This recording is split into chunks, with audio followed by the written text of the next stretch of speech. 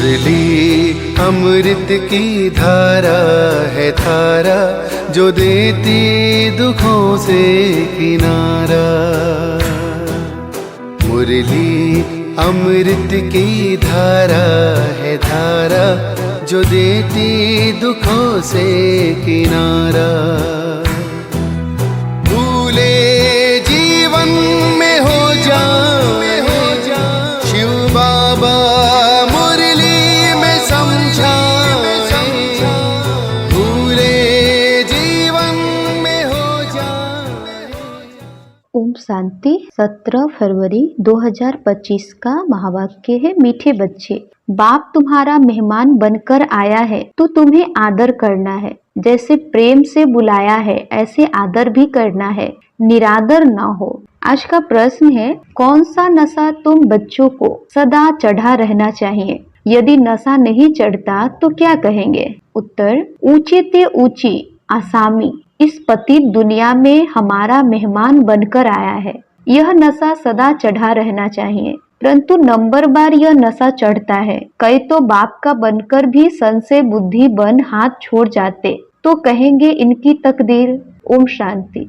ओम शांति 2 बारी कहना पड़े। यह तो बच्चे जानते हैं कि एक है बाबा, दूसरा है दादा, दोनों इकट्ठे हैं ना। भगवान की महिमा भी कितनी ऊंची करते हैं, परंतु अक्षर कितना सिंपल है, गॉड फादर। सिर्फ फादर नहीं कहेंगे, गॉड फादर है, वह है ऊंचे ऊंच। उनकी महिमा भी बहुत ऊंच है। उनको बुलाते भी पति दुनिया में है। खुद आकर बतलाते हैं कि मुझे पति दुनिया में ही बुलाते हैं, परंतु पतित पावन वह कैसे हैं, कब आते हैं, यह किसको भी पता नहीं। आधा कल्प सतयुग त्रेता में किसका राज्य था, कैसे हुआ, किसको यह पता नहीं है। पतित पावन बाप आते भी जरूर है। उनको कोई पतित पावन कहते, कोई लिबरेटर कहते, पुकारते हैं कि स्वर्ग में ले चलो। सबसे ऊंचे ते ऊंचा है ना, उनको पतित दुनिया में बुलाते हैं कि आकर हम भारतवासियों को श्रेष्ठ बनाओ। उनका पोजीशन कितना बड़ा है, हाईएस्ट अथॉरिटी। उनको बुलाते हैं जबकि रावण राज्य है, नहीं तो इस रावण राज्य से कौन छुड़ावे। यह सब बातें तुम बच्चे सुनते हो तो नशा भी चढ़ा रहना चाहिए, परंतु इतना नशा चढ़ता नहीं है। शराब का नशा सभी को चढ़ जाता है, यह नहीं चढ़ता है। इसमें है धारणा की बात, तकदीर की बात है। तो बाप है बहुत बड़ी आसामी। तुम्हारे में भी कोई कोई को पूरा निश्चय रहता है। निश्चय अगर सबको होता तो संशय में आकर भागते क्यों? बाप को भूल जाते हैं, बाप के बने, फिर बाप के लिए कोई संशय बुद्धि नहीं हो सकता। परंतु यह बाप है वंडरफुल। गायन भी है आश्चर्यवत बाबा को जानंती, बाबा कहंती, ज्ञान सुनंती सुनावंती, अहो माया फिर भी संशय बुद्धि बनावंती। बाप समझाते हैं इन भक्ति मार्ग के शास्त्रों में कोई सार नहीं है। बाप कहते हैं मुझे कोई भी जानते नहीं, तुम बच्चों में भी मुश्किल कोई ठहर सकते हैं। तुम भी फील करते हो कि वह याद अस्थाई ठहरती नहीं है। हम आत्मा बिंदी है, बाबा भी बिंदी है, वह हमारा बाप है, उनको अपना शरीर तो है नहीं। कहते हैं मैं इस तन का आधार लेता हूँ, मेरा नाम शिव है, मुझ आत्मा का नाम कभी बदलता नहीं है। तुम्हारे शरीर का नाम बदलते हैं, शरीर पर ही नाम पड़ते हैं। शादी होती है तो नाम बदल जाता है, फिर वह नाम पक्का कर लेते हैं। तो अब बाप कहते हैं तुम यह पक्का कर लो कि हम आत्मा है। यह बाप ने ही परिचय दिया है कि जब जब अत्याचार और ग्लानि होती है तब मैं आता हूँ, कोई अक्षरों को भी पकड़ना नहीं है। बाप खुद कहते हैं मुझे पत्थर भीतर में ठोक कितनी ग्लानि करते हैं। यह भी नई बात नहीं, कल्प कल्प ऐसे पतित बन और ग्लानि करते हैं, तभी मैं आता हूँ।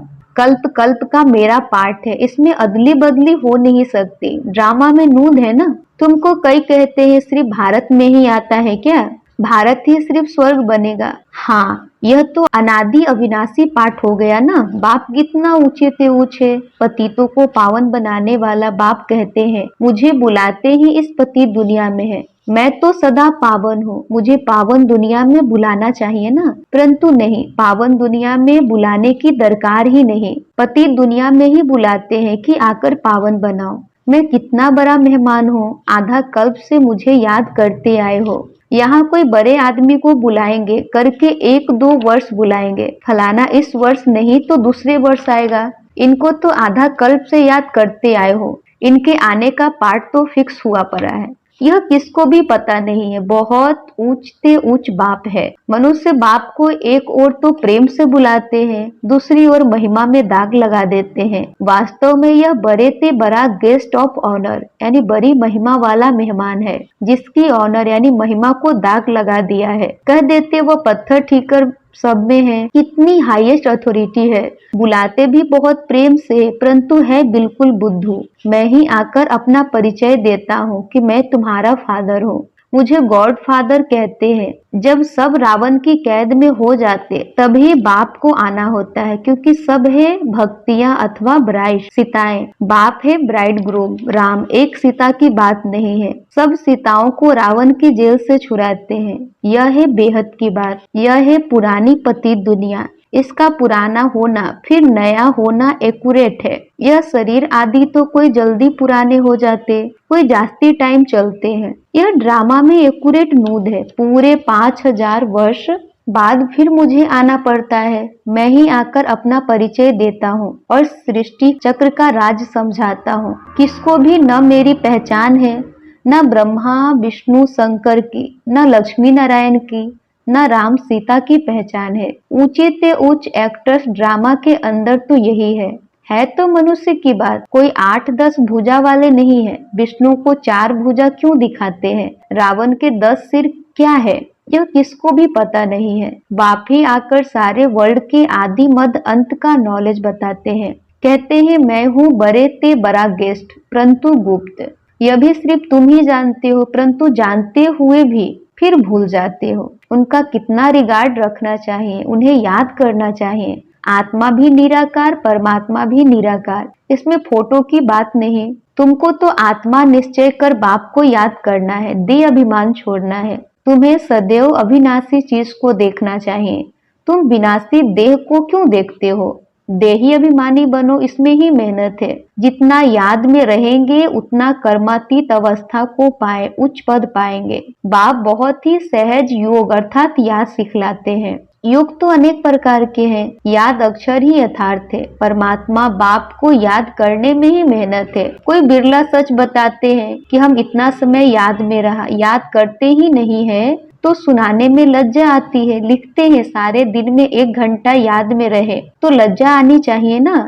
ऐसा बाप जिसको दिन रात याद करना चाहिए और हम सिर्फ 1 घंटा याद करते हैं, इसमें बड़ी गुप्त मेहनत है। बाप को बुलाते हैं तो दूर से आने वाला गेस्ट हुआ ना। बाप कहते हैं मैं नई दुनिया का गेस्ट नहीं बनता हूँ, आता ही पुरानी दुनिया में हूँ। नई दुनिया की स्थापना आकर करता हूँ। यह पुरानी दुनिया है, यह भी कोई यथार्थ नहीं जानते हैं। नई दुनिया की आयु ही नहीं जानते। बाप कहते हैं यह नॉलेज मैं ही आकर देता हूँ। फिर ड्रामा अनुसार यह नॉलेज गुम हो जाती है, फिर कल्प बाद यह पार्ट रिपीट होगा। मुझे बुलाते हैं, वर्ष वर्ष शिव जयंती मनाते हैं। जो होकर जाते हैं तो उनकी वर्षी मनाते हैं। शिव बाबा की भी 12 मास बाद जयंती मनाते हैं, परंतु कब से मनाते आए हैं यह किसको भी पता नहीं। सिर्फ कह देते हैं कि लाखों वर्ष हुए। कलयुग की आयु ही लाखों वर्ष लिख दी है। बाप कहते हैं यह है 5000 वर्ष की बात। बरोबर इन देवताओं का भारत में राज्य था ना, तो बाप कहते हैं मैं भारत का बहुत बड़ा मेहमान हूँ। मुझे आधा कल्प से बहुत निमंत्रण देते आए हो। जब बहुत दुखी होते हैं तो कहते हे पतित पावन आओ। मैं आया भी हूँ पतित दुनिया में। रथ तो हमको चाहिए ना। आत्मा है अकाल मूरत, उनका यह तख्त है। बाप भी अकाल मूरत है, इस तख्त पर आकर विराजमान होते हैं। यह बड़ी रमणीक बातें हैं और कोई सुने तो चकित हो जाए। अब बाप कहते बच्चे मेरी मत पर चलो। समझो शिव बाबा मत देते हैं। शिव बाबा मुरली चलाते हैं। यह कहते हैं मैं भी उनकी मुरली सुनकर बजाऊंगा। सुनाने वाला तो वह है ना। यह नंबर 1 पूज्य, सो नंबर 1 पुजारी बना। अभी यह पुरुषार्थी है। बच्चों को हमेशा समझना चाहिए हमको शिव बाबा की श्रीमत मिली है। अगर कोई उल्टी बात भी हुई तो वह सुलटी कर देंगे। यह अटूट निश्चय है तो रेस्पॉन्सिबल शिव बाबा है।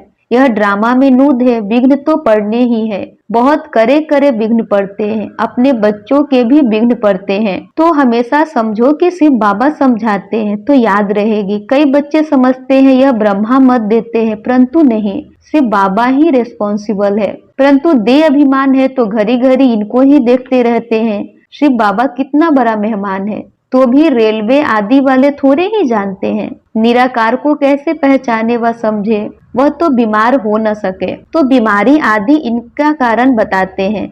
वह क्या जाने इनमें कौन है। तुम बच्चे भी नंबरवार जानते हो, वह सभी आत्माओं का बाप और यह फिर प्रजापिता मनुष्यों का बाप। तो यह दोनों बाप दादा कितने बड़े गेस्ट हो गए। बाप कहते जो कुछ होता है ड्रामा में नूंद है, मैं भी ड्रामा के बंधन में बांधा हुआ हूँ, नूंद बिगर कुछ कर नहीं सकता हूँ। माया भी बड़ी दुस्तर है, राम और रावण दोनों का पार्ट है। ड्रामा में रावण चैतन्य होता तो कहता मैं भी ड्रामा अनुसार आता हूँ। यह दुख और सुख का खेल है।